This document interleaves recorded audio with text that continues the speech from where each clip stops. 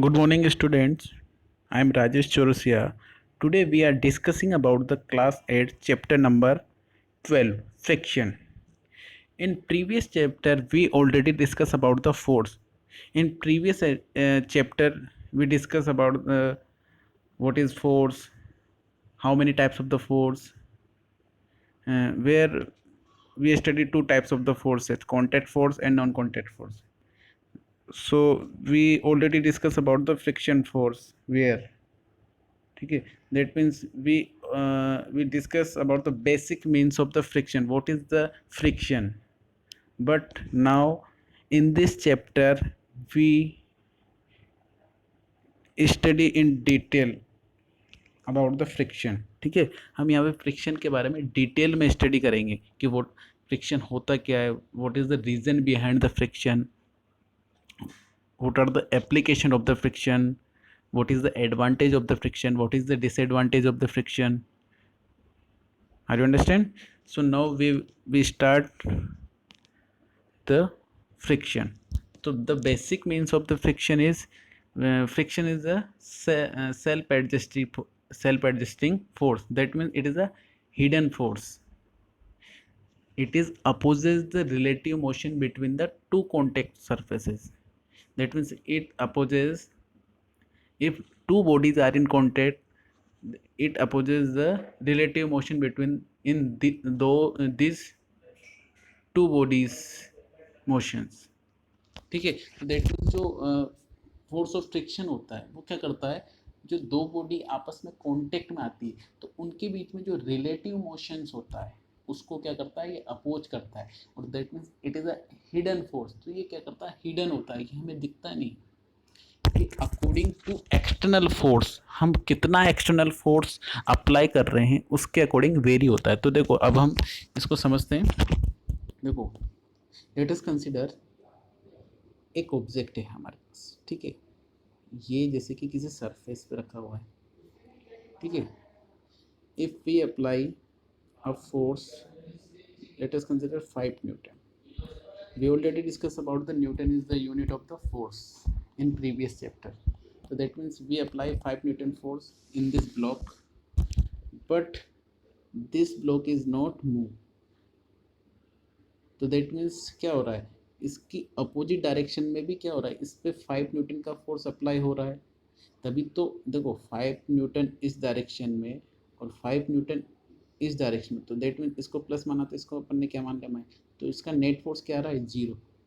That means तभी ये object क्या है, रेस्ट पोजिशन में. अदरवाइज ये ऑब्जेक्ट मूव कर जाना चाहिए.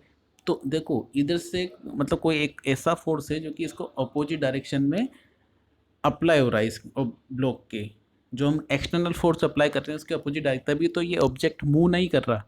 तो दैट मीन्स जो वो हिडन फोर्स है जो हमें दिख नहीं रहा, वो फोर्स ही क्या होता है, फ्रिक्शन फोर्स. तो देखो यहाँ पे देखो मैंने कंडीशन क्या बताई थी, फ्रिक्शन फोर्स कब एग्जिस्ट करेगा, जब दो बॉडी कांटेक्ट में होगी. तो देखो ये सरफेस और ये ब्लॉक की सरफेस दोनों क्या है, कांटेक्ट में. तो that means two body are in contact.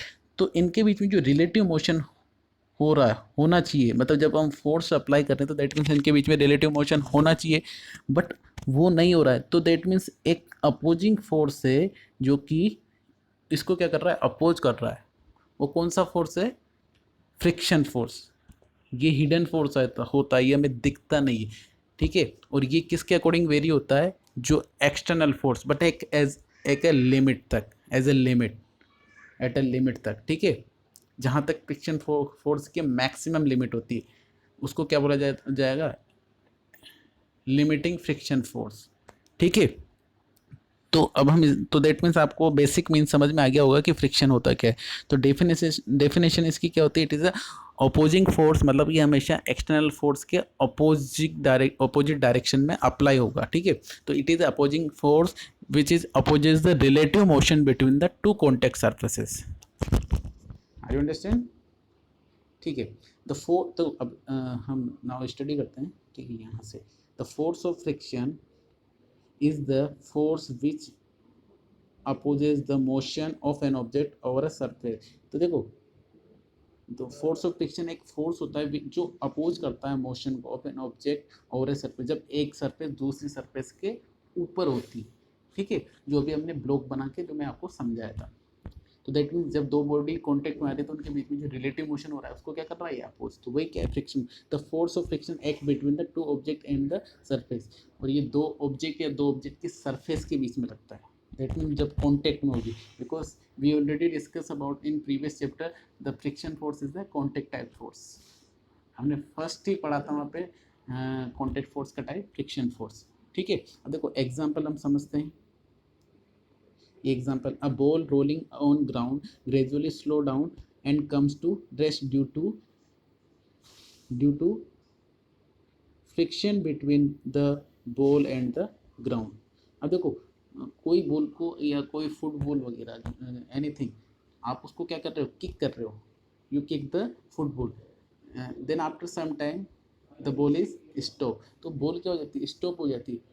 तो वो बॉल स्टॉप क्यों हो जाती है, मतलब रनिंग क्यों नहीं करते रहती, उसके पीछे रीजन क्या होता है, उसके पीछे भी एक फोर्स अप्लाई होता है, जो कि कौन अप्लाई करती है, सरफेस या जो भी ग्राउंड होता है, जिस जिस जिसको टच करती है बॉल मूव करती है, तो वो जो ग्राउंड सरफेस होता है या सरफेस होती है वो क्या करता है, इसके ऊपर एक अपोजिंग फोर्स अप्लाई करता है, वही क्या होता है, फ्रिक्शन फोर्स। तो मतलब एक कंडीशन ऐसी आती है कि वो बॉल स्टॉप हो जाती है, ठीक है। तो उसके पीछे रीजन क्या होता है, फ्रिक्शन फोर्स, जो कि कौन अप्लाई करता है, ग्राउंड सरफेस। क्योंकि दो बॉडी कॉन्टेक्ट में आ रही है, तो मैंने अपन ने डेफिनेशन में पढ़ा था, it is opposing force, it is opposes the relative motion between the two contact surfaces, ठीक है। अब देखो ground, if we stop pedaling a bicycle, it gradually slow downs and comes to a stop due to force of friction between the wheel and the road। जब तक आप जैसे आपने cycle bicycle सभी ने चलाई हुई, जब तक आप पेडल देते रहते हो आपकी साइकिल कंटिन्यू रनिंग करती रहती है। बट जैसे ही आप क्या करोगे, वो आप पेडल दे रहे हो, दैट मीन्स आप एक्सटर्नल फोर्स अप्लाई कर रहे हो उस पर, ठीक है। बट जैसे ही आप पेडल देना या पेडल लगाना क्या करते हो, स्टॉप करते हो, तो होता क्या है, आपने एक्सटर्नल फोर्स देना बंद कर दिया। तो अब वो या पेडल आप देते रहते हो या स्लो कर देते हो अपने मतलब फोर्स को, या कम कर देते हो, तो क्या होता है, वो धीरे धीरे क्या हो जाती है, स्लो हो जाती है आपकी साइकिल। तो वो क्यों होती है, क्योंकि इसके जो हमारी बाइसिकल जो मूव कर रही है, जो व्हील्स जो सरफेस के टच में आ रही है, तो सरफेस इसके ऊपर एक अपोजिट फोर्स अप्लाई कर रहा है। कौन सा फोर्स कर रहा है, फ्रिक्शन फोर्स। तो फ्रिक्शन फोर्स अप्लाई हो रहा है उसमें, और वो हमेशा कोई भी ऑब्जेक्ट जब मूव करेगा तो उसके अपोजिट डायरेक्शन में होता है, इस वजह से वो स्लो हो जाती है, ठीक है। तो बिटवीन तो फोर्स ऑफ फ्रिक्शन की वजह से क्या होती है, स्लो हो जाती है। आर यू अंडरस्टैंड, ठीक है। तो देखो ये एग्जांपल है, ये देखो ये बॉल को जैसे कि लेटेस्ट कंसिडर मैंने किक किया, तो ये क्या हुई, थोड़ी मतलब मूव करती हो गई, और after some time it is stop हो गई। तो किसकी वजह से, force of friction, due to friction force. ये ब्लॉक है, मैं इस पर फोर्स इसको पुश कर रहा हूँ इस डायरेक्शन में, बट ये पुश नहीं हो रहा, अपनी पोजीशन पे ही है। तो इसके पीछे रीजन क्या है, ये क्यों स्टॉप है, मतलब ये मूव क्यों नहीं कर रहा। तो इसके पीछे भी एक मतलब दैट मीन्स जैसे मैं इस डायरेक्शन में एक फोर्स अप्लाई कर रहा हूँ, पुशिंग फोर्स, तो इधर भी एक फोर्स अप्लाई कर हो रहा है। वो कौन कर रहा है, ये सरफेस अप्लाई कर रही है, ठीक है। तो वो कौन सा फोर्स है, फ्रिक्शन फोर्स। इस वजह से ये ऑब्जेक्ट मूव नहीं कर रहा। और दोनों का मैग्नीट्यूड मतलब क्या होता है, न्यूमेरिकल वैल्यू, जैसे कि 5 न्यूटन 10 न्यूटन, तो मैग्नीट्यूड क्या होता है, जो न्यूमेरिकल जैसे 10, ठीक है। ये तो दोनों का, तो जैसे -5 और इधर से भी 5 न्यूटन लग रहा है, तो देखो मान लो इस डायरेक्शन में को मैंने नेगेटिव मान लिया, इस डायरेक्शन को मैंने पॉजिटिव मान लिया, तो दोनों +-5 के जाएगा 0। तो दैट मीन्स ऑब्जेक्ट क्या हो जाएगा आपका, रेस्ट पोजीशन में, ठीक है। अब देखो ये बाइसिकल, यदि हम देखो बाइसिकल में यदि हम मान लो पेडल दे रहे हैं, अभी हमने पढ़ा था, तो जहाँ तक बाइसिकल चलती रहती है, पर हमें कंटिन्यू पेडल देना पड़ेगा तब जाके। यदि हम पेडल देना बंद कर देंगे, ये पेडल मारना बंद कर देंगे, तो हमारी साइकिल आफ्टर सम टाइम वो स्टॉप हो जाएगी, क्योंकि उसको कौन अपोज कर रहा है, फ्रिक्शन फोर्स, ठीक है। वो उसको आगे नहीं जाने देगा, उसको क्या कर देगा, स्टॉप कर देगा। ठीक है, अब देखो फैक्टर अफेक्टिंग फ्रिक्शन। अब फ्रिक्शन को कौन कौन से फैक्टर अफेक्ट करते हैं? फैक्टर अफेक्टिंग फ्रिक्शन, तो friction depend upon the two factor, they are nature of the surface in contact. मतलब देखो जो फ्रिक्शन फोर्स होता है उसको कौन कौन अफेक्ट करता है, एक तो सरफेस कैसी, जो दो सरफेस, लेट अस कंसीडर कि जो दो सरफेस कांटेक्ट में आ रही है, ये जो दो सरफेस कांटेक्ट में आ रही है, ये सरफेस कंडीशन उनकी नेचर कैसी, यदि रफ सरफेस होगी तो फ्रिक्शन फोर्स ज़्यादा होगा, और यदि दोनों की सरफेस क्या होगी, दोनों की सरफेस क्या होगी, प्लेन सरफेस होगी, तो क्या होगा, प्लेन सरफेस होगी तो क्या होगा, फ्रिक्शन फोर्स कम होगा। तो फर्स्ट फैक्टर क्या हो गया, nature of the surface in contact, यदि स्मूथ सरफेस होगी तो फ्रिक्शन फोर्स कम, और यदि रफ सरफेस होगी तो फ्रिक्शन फोर्स ज़्यादा होगा। हाउ हार्ड द, अब देखो लेट अस कंसीडर, देखो how hard the surface press together friction is less on a smooth surface, मैं आपको बता चुका हूँ। अब देखो एक एग्जांपल लेते हैं, लेट अस कंसीडर ये एक वेज है इंक्लाइंड सरफेस, इस पे हमने किसी रोलर को क्या किया, छोड़ा, तो देखो ये ज़्यादा डिस्टेंस तक आ रहा है। अब यदि मैं देखूँ, ये देखो, ये देख रहे हो आप, ये अब देखो ये क्योंकि प्लेन सरफेस है, अभी यही चीज़ यदि मैं रफ सरफेस, यदि मैं ये भी क्या है, इसमें ये प्लेन है, ये भी प्लेन है, अब यदि मान लो मैं ये रफ कर देता हूँ, तो जो ऑब्जेक्ट का, ये रोलर का मोमेंट इतना हो रहा है, वो कितना होगा, इतना, इतना ज़्यादा मोमेंट नहीं हो पाएगा, क्योंकि यहाँ पे प्लेन सरफेस की वजह से फ्रिक्शन कम है, तो मोमेंट ज़्यादा हो रहा है, मतलब रिलेटिव मोशन ज़्यादा हो रहा है। फ्रिक्शन तो इनके बीच में जनरेट हो रहा है या अप्लाई हो रहा है फ्रिक्शन फोर्स, तो बट वो कम हो रहा है due to the plane surface. But यदि सरफेस क्या होगी, रफ होगी, तो फ्रिक्शन फोर्स ज़्यादा अप्लाई होगा। मैंने बोला कि फ्रिक्शन फोर्स किन दो फैक्टर पर डिपेंड करता है, नेचर ऑफ द सरफेस, ठीक है, and how hard the surface, मतलब कितनी हार्ड सरफेस है इसके ऊपर भी डिपेंड करता है। तो मेनली जो है नेचर ऑफ द सरफेस, कितनी स्मूथ है और कितनी रफ है, ठीक है।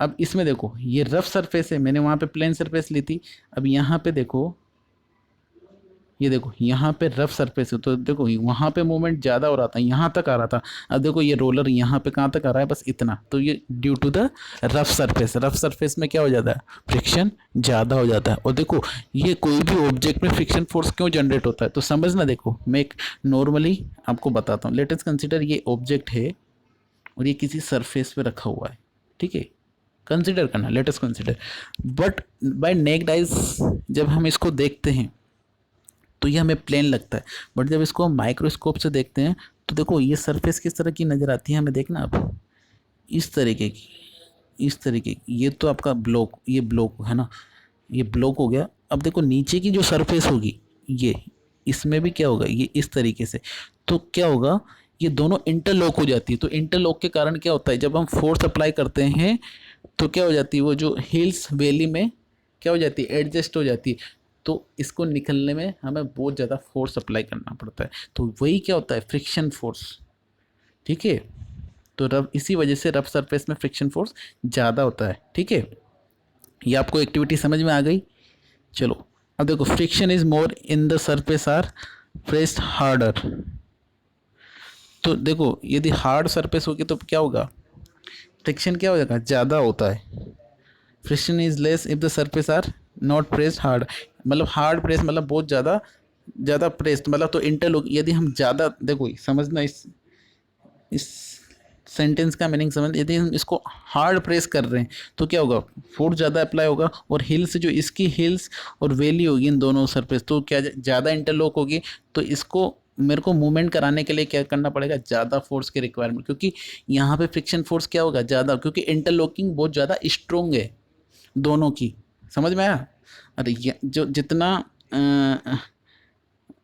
मतलब लूज या जितना लेस हार्ड होगा उतना ही क्या होगा, इंटरलॉकिंग कम होगी, और उतना ही क्या होगा, हमें उतना ही फ्रिक्शन फोर्स कम होगा, तो मूवमेंट कराने के लिए ऑब्जेक्ट को हमें कम फोर्स की रिक्वायरमेंट होगी। अब देखो, अब जो फ्रिक्शन फोर्स होता है वो किस पे डिपेंड करता है, एक्सटर्नल फोर्स पे। अब समझना कैसे, जैसे कि ये अपना ऑब्जेक्ट है, ठीक है, अब ये एक सरफेस है, इस पे मैंने की ये मैंने क्या किया 5, अब देखो लेट अस कंसिडर इस पे जो फ्रिक्शन फोर्स अप्लाई होगा उसकी वैल्यू 20 न्यूटन है, समझना 20 न्यूटन लेट अस कंसिडर। तो अभी मैंने 5 न्यूटन का फोर्स अप्लाई किया, तब भी ये क्या होगा रेस्ट पोजीशन में, जबकि इसकी मैक्सिमम वैल्यू कितनी फ्रिक्शन फोर्स की मैक्सिमम 20, तो ये 20 अप्लाई करना चाहिए। तो यदि ये 20 अप्लाई करेगा तो ऑब्जेक्ट को इधर मूवमेंट करा जाना चाहिए, कैसे भाई 20 माइनस 5 कितना होता है 15, तो 15 न्यूटन ज़्यादा अप्लाई होगा ना, बट तो इधर मूवमेंट हो जाना चाहिए, बट ऐसा नहीं होता। जितना हम एक्सटर्नल फोर्स अप्लाई करते हैं उसके अकॉर्डिंग ही क्या होता है फ्रिक्शन फोर्स अप्लाई होता है।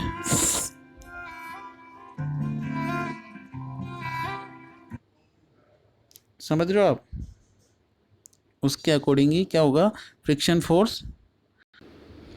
तो देखो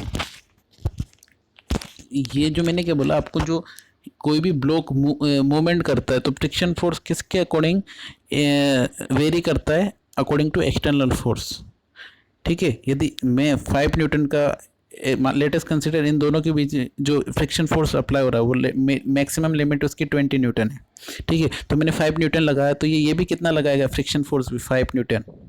क्यों, तभी तो रेस्ट पोजीशन में। यदि मान लो इसकी वैल्यू कितनी 20 लगाएगा तो क्या हो जाएगा इस डायरेक्शन में ऑब्जेक्ट मूव कर जाएगा, बट ऐसा नहीं होता है, होगा क्योंकि इधर ज़्यादा फोर्स अप्लाई करेगा, बट ऐसा नहीं हो। ये भी कितना लगाता है 5 न्यूटन, यदि मैं इधर से 10 न्यूटन अप्लाई करूँगा तो ये भी कितना करेगा 10 न्यूटन। मैं 15 करूँगा तो ये भी 15, मैं 20 करूँगा तो 20। अब मैं 20 से यदि इधर 20.001 न्यूटन भी करूँगा तो ये मूवमेंट करना स्टार्ट कर जाएगा। तो इससे क्या प्रूफ होता है, जो हमारा जो फ्रिक्शन फोर्स होता है वो किसके अकॉर्डिंग वेरी करता है, एक्सटर्नल फोर्स, हम एक्सटर्नल फोर्स के अकॉर्डिंग। समझ में आया, ठीक है। तो जैसे जैसे हम एक्सटर्नल फोर्स की वैल्यू बढ़ाते जाते हैं तो इधर भी क्या होता है फ्रिक्शन फोर्स अपनी वैल्यू को या अपनी वैल्यू क्या करता है इंक्रीज करता जाता है। ठीक है, बट एट अ लिमिट जो कि उसके मैक्सिमम, जैसे ही हमारा एक्सटर्नल फोर्स मैक्सिमम लिमिट से ज़्यादा होगा तो ऑब्जेक्ट क्या हो जाएगा मूवमेंट कर जाएगा। आर यू अंडरस्टैंड, ठीक है। अब देखो कोज ऑफ फ्रिक्शन के पीछे रीजन क्या होता है वो मैंने बता, जो मेन सबसे जो मेन रीजन है वो क्या हो रफ सरफेस, ये ध्यान रखना, क्योंकि रफ सरफेस होने से क्या होता है सरफेस दोनों ऑब्जेक्ट की क्या हो जाती है इंटरलॉकिंग हो जाती है, और इससे क्या हो जाता है फ्रिक्शन फोर्स जनरेट होता है। ठीक है, तो समझना, तो फ्रिक्शन इज इधर देखो friction is caused due to the interlocking of irregularities between the two surface in contact. जो दो इरेगुलरिटीज होती है, मतलब हम बात करें रफ सरफेस, ठीक है, तो जितनी ज़्यादा रफ सरफेस होगी उतना ही क्या होगा फ्रिक्शन ज़्यादा होगा, क्योंकि इंटरलॉकिंग ज़्यादा होगी। हिल्स और वैली आपस में क्या कर जाएंगे इंटरलॉक कर जाएंगे, तो फ्रिक्शन फोर्स उतना ही ज़्यादा होगा। तो फ्रिक्शन के पीछे मेन रीजन क्या होता है इंटरलॉकिंग, सरफेस की इंटरलॉकिंग। स्मूथ सरफेस है मिनिमम, मिनट की जगह मिनिमम आएगा यहाँ पे, ठीक है, ये थोड़ा गलत टाइप हो गया। ठीक है, तो मिनट की जगह यहाँ पे क्या आएगा मिनिमम। तो स्मूथ सरफेस है minimum irregularities between the two surface. अब मैंने बताया था आपको कि जितना प्लेन सरफेस होगा फ्रिक्शन फोर्स उतना ही। अब देखो आपने देखा होगा जब हम जैसे कि क्या हम जैसे मान लो पर्स पे चल रहे हैं और जैसे ऑयल वगैरह या पानी वगैरह क्या उस पर फैला हुआ होता है, तो हम सही तरीके से चल नहीं पाते।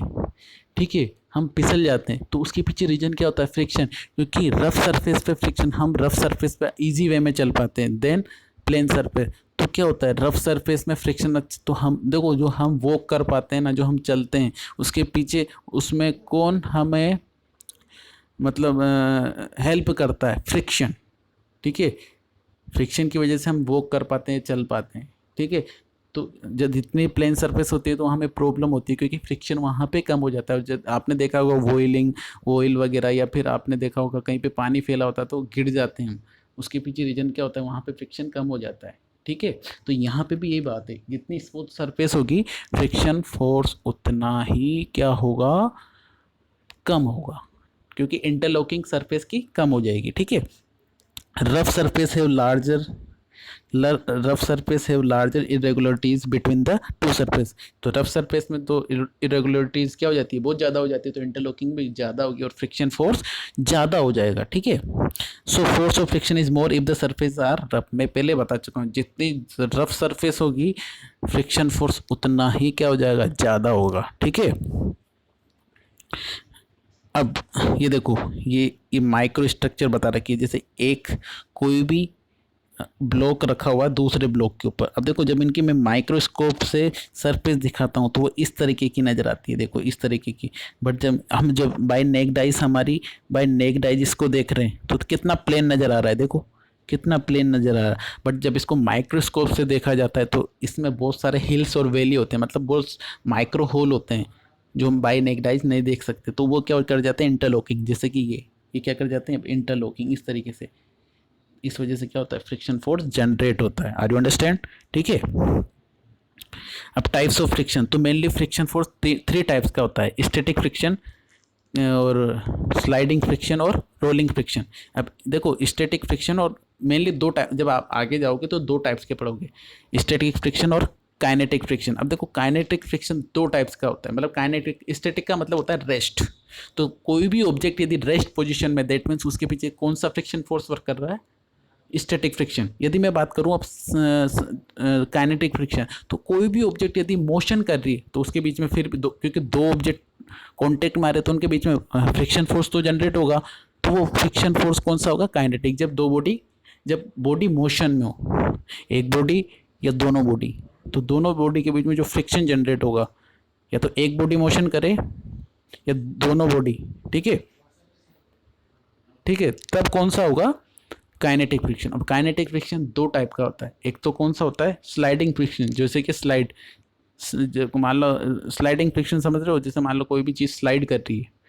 और रोलिंग फ्रिक्शन, रोलिंग वाला कोई भी चीज़, जैसे कि टायर, जो आपके कार वगैरह के टायर होते हैं, जो आपके ट्रॉली बैग होता है, तो वो जो रोलर होता है उसमें जो छोटे छोटे व्हील्स होते हैं वो क्या होते हैं, एक तरह से रोलर ही होते हैं। तो जो इसमें सब, यदि मैं बात करूँ मैक्सिमम फ्रिक्शन कहाँ पे होता है, स्टैटिक फ्रिक्शन। तो सबसे ज़्यादा फ्रिक्शन फोर्स कौन सा होता है, सबसे ज़्यादा वैल्यू किसकी होती है, स्टैटिक फ्रिक्शन की, क्योंकि उसी की वजह से कोई भी ऑब्जेक्ट रेस्ट पोजीशन।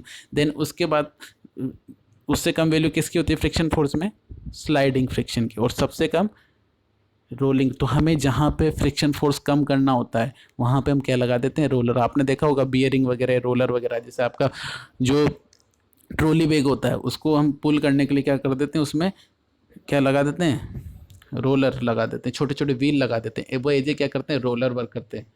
तो समझ में आया, तो सबसे कम फ्रिक्शन फोर्स की वैल्यू किस में होती है, रोलिंग फ्रिक्शन। तो देखो, static friction, the friction exerted on object at rest. तो जब भी ऑब्जेक्ट कोई रेस्ट में, दैट मीन्स उसके ऊपर कौन सा फ्रिक्शन फोर्स वर्क कर रहा है, कौन सा फ्रिक्शन फोर्स वर्क कर रहा है, कौन सा कर रहा है बेटा, स्टैटिक फ्रिक्शन, समझना। और कोई भी चीज़ स्लाइड, जैसे कि आप स्लाइड होती है ना, जैसे कि इस तरीके से आप इस पर स्लाइड कर रहे हो, तो यहाँ से मतलब कोई भी चीज़ स्लाइड कर दिया, जैसे कोई भी बॉल किसी ग्राउंड में रनिंग कर रही है, ठीक है, कोई भी बॉल रनिंग कर रही है, तो मतलब वो स्लाइड कर रही है उस सरफेस के ऊपर, दैट मीन्स उसमें कौन सा फ्रिक्शन फोर्स होगा, स्लाइडिंग फ्रिक्शन। और रोलिंग फ्रिक्शन मैंने बता ही दिया कौन सा होगा, जैसे कि आपके ट्रॉली बैग में जो रोलर लगे हो, छोटे छोटे व्हील, या आपकी जो व्हीकल होगी। तो sliding friction is the friction exerted when an object slide over a surface, या मतलब कोई भी object one body to another body slide करेगी, तो दैट मीन्स उसमें कौन सा होगा, sliding friction force. Rolling friction force is the friction exerted when a object rolls over a surface. Rolling मतलब रोल कब करेगी, जब मतलब व्हील क्या करता है, रोल ही तो करता है सरफेस पे, तो दैट मीन्स वो कौन सा होता है, रोलिंग फ्रिक्शन। अब मैंने बताया दिया सब मैक्सिमम वैल्यू किसकी होती है फ्रिक्शन फोर्स में, स्टैटिक फ्रिक्शन, देन आफ्टर किसकी, sliding friction, that after then सबसे कम रोलिंग फ्रिक्शन की, ठीक है। यहाँ तक समझ में आया बेटा आपको, ठीक है। अब इसके बाद हम सेकंड पार्ट में इसका हाफ पार्ट स्टडी करेंगे, ओके।